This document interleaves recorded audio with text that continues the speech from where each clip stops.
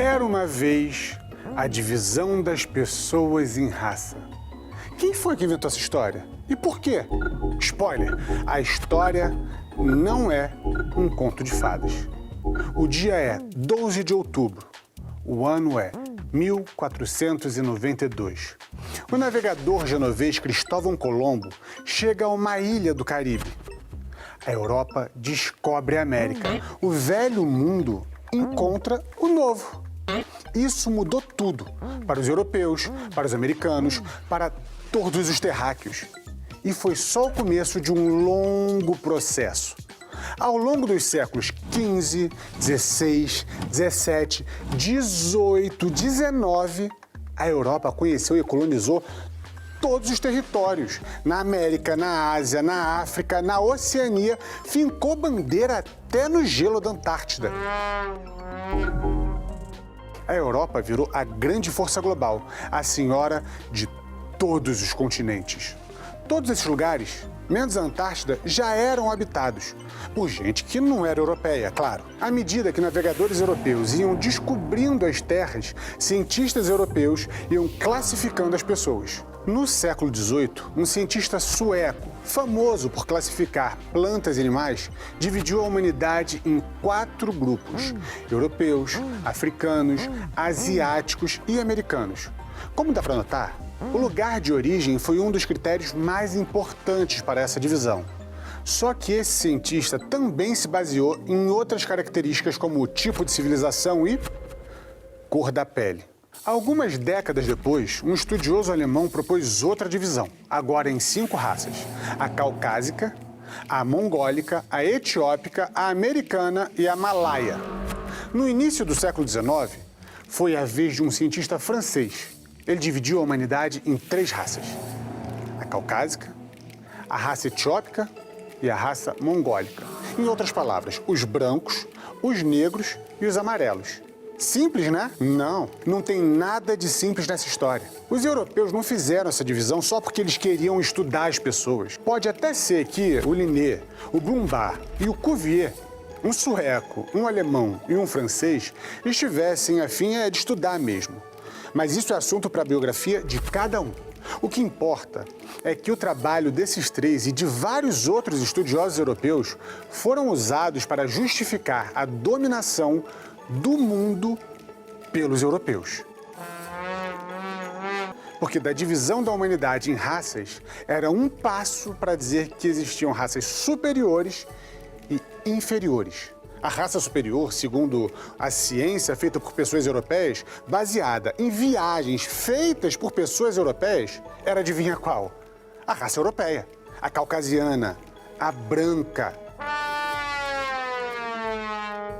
O conceito de raça é ou não é, no mínimo, suspeito. Nações europeias tiraram recursos naturais da América: ouro, prata, cana-de-açúcar, pau-brasil. Para isso, escravizaram e mataram milhões de pessoas dos povos originais da América, da África, de várias partes do mundo. Como essas pessoas, entre elas índios e negros, eram de raças consideradas inferiores pela ciência, eram quase não pessoas, para a Europa tudo bem.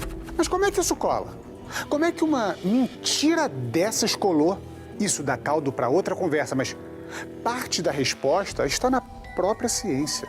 Por volta de 1850, mais um cientista francês criou todo um método para medir o corpo humano e definir as características das raças.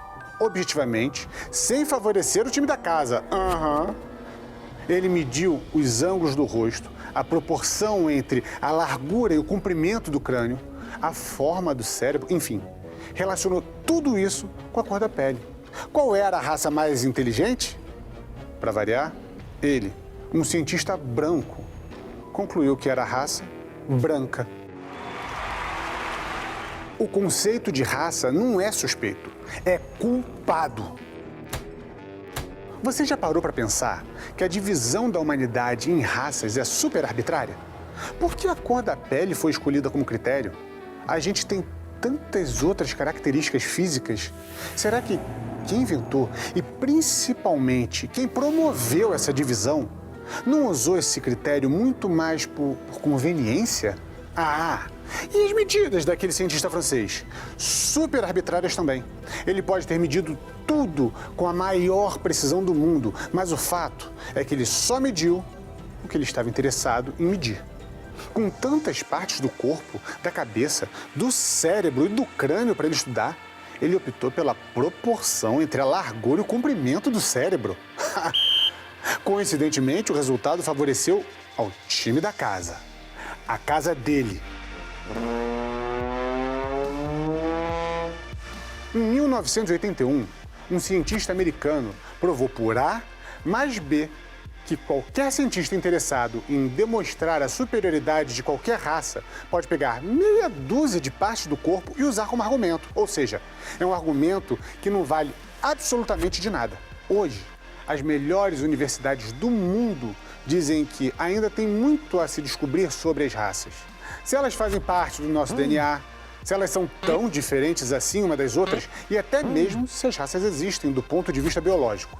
Um estudo de 2002 da Universidade de Stanford mostrou que o DNA de um europeu pode ser mais parecido com o DNA de um asiático do que com o DNA de outro europeu. As raças existem, claro. Existem como construção social, uma invenção que ainda está muito viva e sustenta a exploração de bilhões de pessoas no mundo inteiro. Porque a colonização ficou para trás, mas a desigualdade social entre as raças não.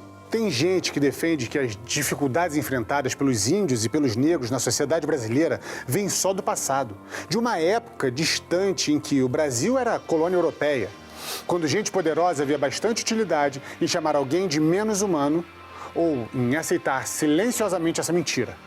Mas será que isso acabou totalmente? Uma pesquisa de 2018 do Celso Machado, do Roberto Bazzanini e da Daiele Mantovani mostra que, nas 500 empresas mais ricas do Brasil, mais da metade dos estagiários são negros e 35% dos funcionários efetivados e 25% dos supervisores e 6% dos gerentes e 4% dos diretores.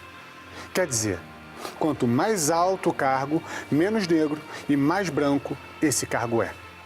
O link para a pesquisa está aqui embaixo. As causas do racismo no nosso mercado de trabalho são complexas. Não é só o patrão, não é só a educação, não é só a desigualdade social.